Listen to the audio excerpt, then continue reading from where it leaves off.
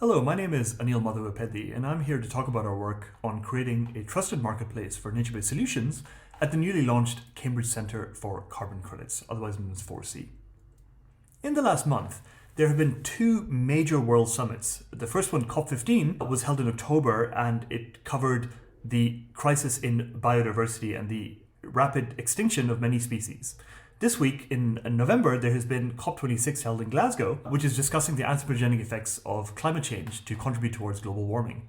And both of these crises have to be solved simultaneously in order to avert a bigger crisis a few years down the line. One of the primary mechanisms we can deploy to reverse some of the effects of carbon emissions are nature-based solutions.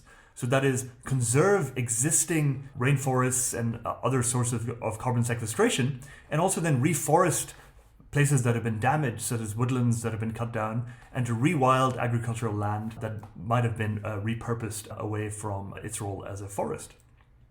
The IPCC tells us that in order to hit our carbon emissions goals, we need to stop deforestation immediately and plant around 1 billion hectares of trees over the next 10 years. Unfortunately, reality doesn't match that particular commitment. This week in COP26, world leaders agreed to stop deforestation by 2030. Today, though, there has been an increase in deforestation every year since 2001, and overall, around 10% decrease in tree cover since 2000. So we need to stabilize land use immediately, as well as plant new forests. Currently, the primary mechanism we use to fund nature-based solutions are the voluntary carbon credits market. And the idea here is that we can offset necessary emissions from organizations that must emit carbon against funding a nature-based solution that has an equivalent set of carbon sequestration potential based on some analysis. The market for voluntary carbon credits is pretty small. It was 0.1 gigatons in 2020, but it's due to double in size in 2022 and grow by an order of magnitude by 2030. And based on some of the commitments from world leaders in COP26 to stop deforestation, it's probably going to grow even more.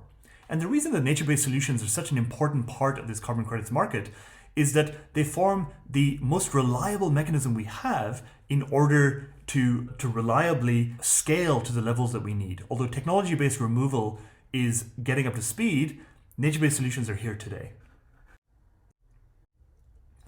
Clearly, funding any nature-based solution requires some level of audit, and several organizations have sprung up in the past few years in order to deal with the problem of how to value any given project anywhere in the world. And some of these are Gold Standard and Verra. The problem is that many of their methodologies are highly manual. They require people to go out there with clipboards and often tape measures, sometimes measuring the circumstances of individual trees, and then giving this to a set of international analysts and auditors to form a valuation on a particular project. And because this approach is so manual, it has failed to engender a sense of trust in the overall voluntary carbon market, because many of these projects, despite the best efforts of these manual audits, are old schemes and scams that are pretending to be nature-based solutions but not resulting in any actionable change. And so in order to scale this market, we have to tackle the problem that existing methodologies are really hard to quantify, they're hard to verify, and they're hard to scale to the global levels that we need. The good news, though, is that the Fortune 1000 CEOs have almost all started coming up with strategies for their respective companies to go carbon neutral. And going carbon neutral involves making sure that they can purchase carbon offsets for all of their necessary emissions that cannot be eliminated for the day-to-day operations of their companies. And so if we can close the loop and come up with a model where the investments that are due to go into nature-based solutions can become trusted and be more automatically verifiable, we have a chance to hit our emissions goals for 2030. And this introduces the Cambridge Centre for Carbon Credits. Our scientific goal is to establish a global framework to issue trusted carbon credits that can finance independently verifiable and accountable nature-based solutions. To do this, we developed a general framework by which we begin with trusted primary observations from sources such as satellites, sensors, UAVs, or drones. We can then apply a counterfactual reasoning mechanism to separate the anthropogenic specific effects of some interventions versus more general natural problems. And then, based on this counterfactual analysis, we know how much money needs to go towards an intervention to prevent the anthropogenic specific effects, and we can issue trusted carbon credits on that basis. And then finally, we can sell these onto a decentralized marketplace and then perform an outcome analysis to make sure that the results of our financial intervention have in fact affected the trusted primary observations as the years go on and are in fact causing a positive externality to result from the additional financing. In order to build a specific version of this, we're starting with a minimum viable product, and that is to focus on deforestation prevention. And so specifically, we can take satellite imagery as our trusted primary observations. One of the great things about deforestation as a problem is that by definition, we can observe everything from space. And then we've developed various digital twinning techniques by analyzing the satellite imagery in order to form metrics around deforestation detection. And then we've built a voluntary carbon market based on the Tezos blockchain that is global, it's decentralized, and it's independently verifiable in such a way that the carbon offsets issued cannot be spent twice, and every project can only issue a fixed set of credits based on the satellite observations. And then I'll finally talk about the outcome analysis of this, which will feed back the results of these interventions by selling on the voluntary carbon market, and we can measure the impacts on deforestation rates, biodiversity, and livelihoods. And of course, the long-term goal of the Cambridge Centre for Carbon Credits, being based at the University of Cambridge, is to invest in deep collaborations and long-term research to make sure that we can build sustainable and ever more accurate solutions for this problem, because this is not a short-term thing that we can launch to solve. This is something that will take decades to address in the climate crisis. So what I'm going to do now is to describe our MVP for deforestation detection in a little bit more detail. The first thing we need are trusted primary observations, and for that we're going to use satellites. In the past few decades, there has been just an incredible number of different satellites and instruments launched. JEDI 4 is one that NASA has launched on the International Space Station.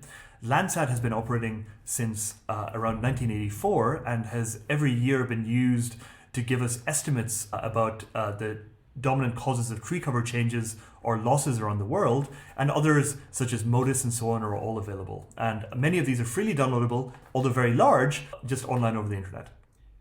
And so what we're trying to do is then figure out, how do we build a counterfactual analysis from all of this raw data that has been assembled by scientists over the years in order to separate out the anthropogenic effects versus nature events that have happened.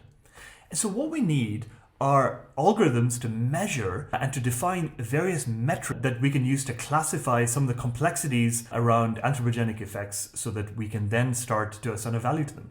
And so we have three different primary metrics known as additionality, impermanence, and leakage, along with various co-benefits such as biodiversity impacts, justice, and local livelihoods for the people involved. And each of these together will form the overall value. So I'm going to start by describing additionality, leakage, and impermanence in a little bit more detail. Recall that our overall goal is to measurably reduce deforestation events by routing funds towards nature preservation projects. So if you look at this graph, we have a project that has a defined start and an end. And this is the period in which we're going to be doing observations from the satellites and running our algorithms over it. And the thing we're measuring is the percentage of forest area. That is, it's a proxy towards the amount of carbon stock present in that forest. And the idea is that our intervention should additionally reduce the amount of deforestation in the project zone. So the dashed line over there represents the results of our intervention as projected by our analysis. And we have two ways of looking at any particular project. Ex post analysis says that we're looking backwards over historical data, and an ex ante analysis says that we're projecting forwards. And so what additionality measures as a metric is the effects of intervention to reduce an anthropogenic deforestation event. So because we know what our projected set of forest area percentages with intervention, that's the dashed line, and what will happen as a projection without any intervention, the difference in that graph is the set of additionality. And so we call that ex ante additionality to calculate that as the total area throughout the project duration. Now, we can't think of an individual project as being something that stands alone. The world is deeply, deeply connected. And so leakage represents the negative additionality that happens elsewhere in the world because of our intervention in this specific project. Consider the example of growing coffee at Site A. We define a nature-based solution that starts to perform a replantation over this former coffee site. But the problem is that global coffee demand increases deforestation at another Site B.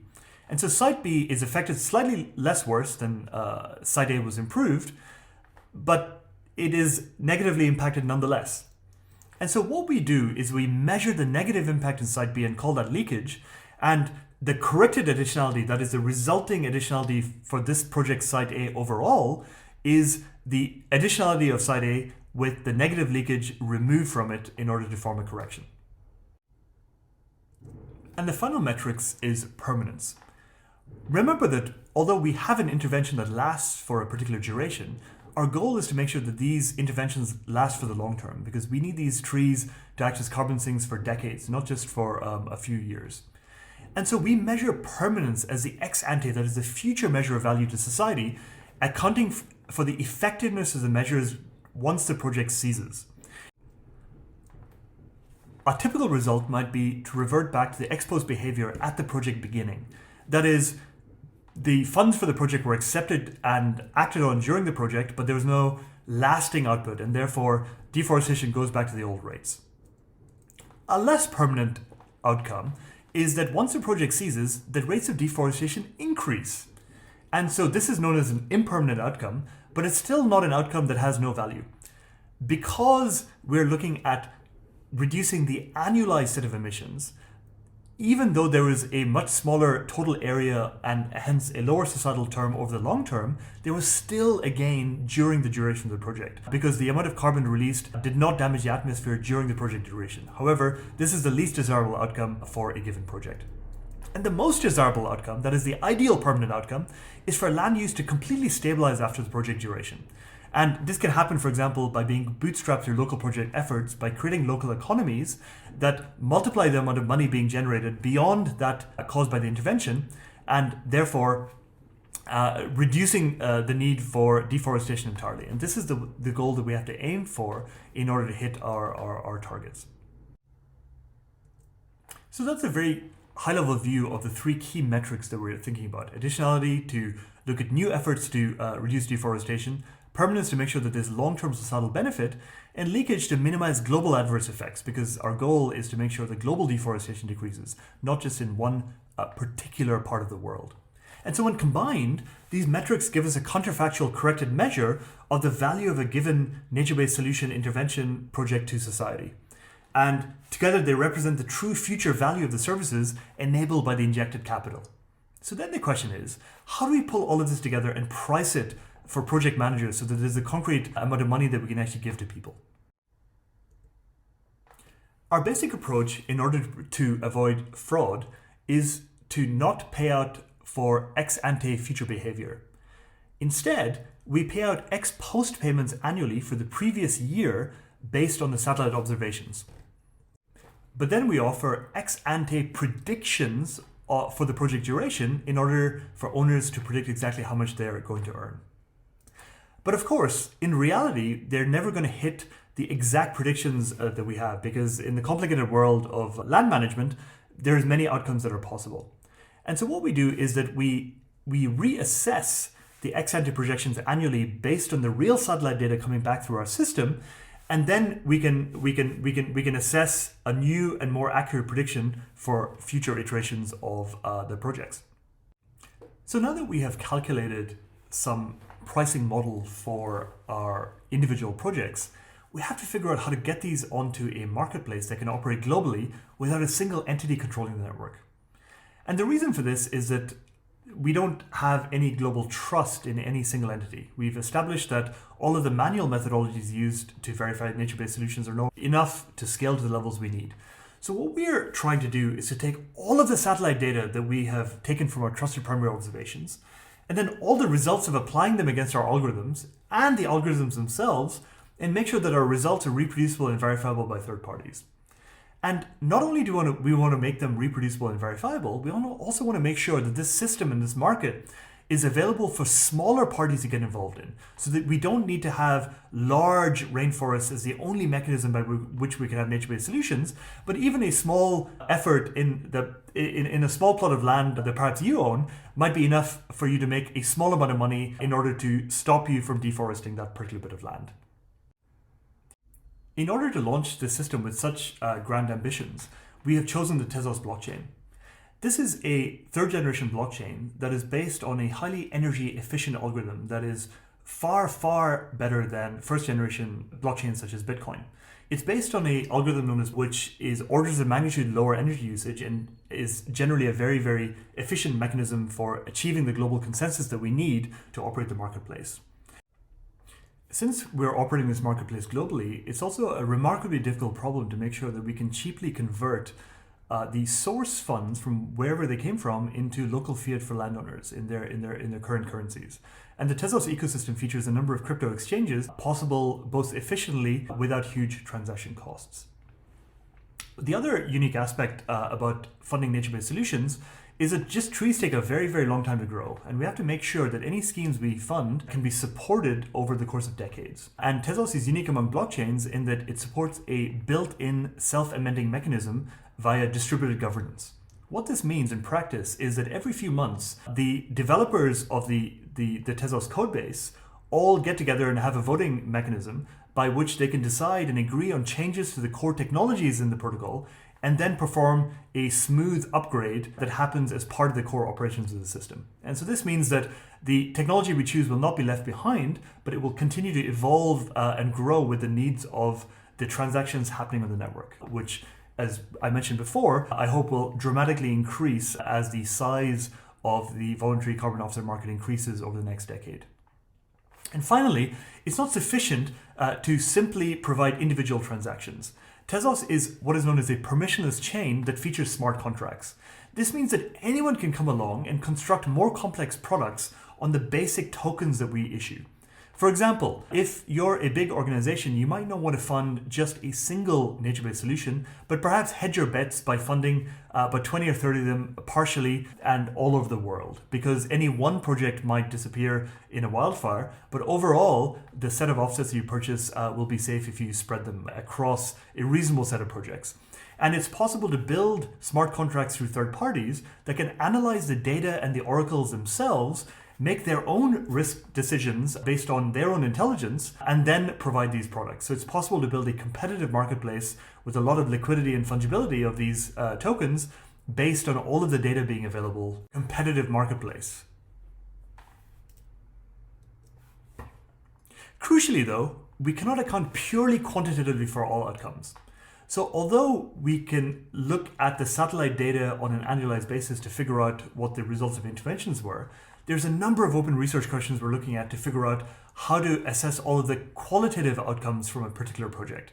So for example, it's not just the carbon expenditure that matters. If you remember at the beginning of this presentation, I talked about how we're having simultaneous crises with climate and with biodiversity. And so we have to make sure that we also hook in metrics for measuring the impacts of interventions on biodiversity and that is also increasing. It's also just as important to make sure that we have a positive impact on local livelihood and that the funds are going towards a good system of justice and human rights for the indigenous populations of the lands that are affected. If you recall, permanence is one of our key metrics, and we have to make sure that to get the best outcome possible, that we create a multiplier factor from our funds. And this is often only possible by constructing local economies that form their own multiplying factors and build their own momentum to avoid deforestation being the only possible economic outcome that makes sense for the people that live there. And so we are actively looking for collaborations to make sure that we can hook in qualitative results into our outcome analysis as well.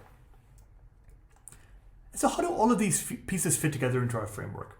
So what we're doing at the moment is we're putting together an MVP based on the Tezos blockchain, as I discussed earlier, and this consists of a number of parts. Firstly, we have project creators who can log into a website and they can demarcate their particular zones.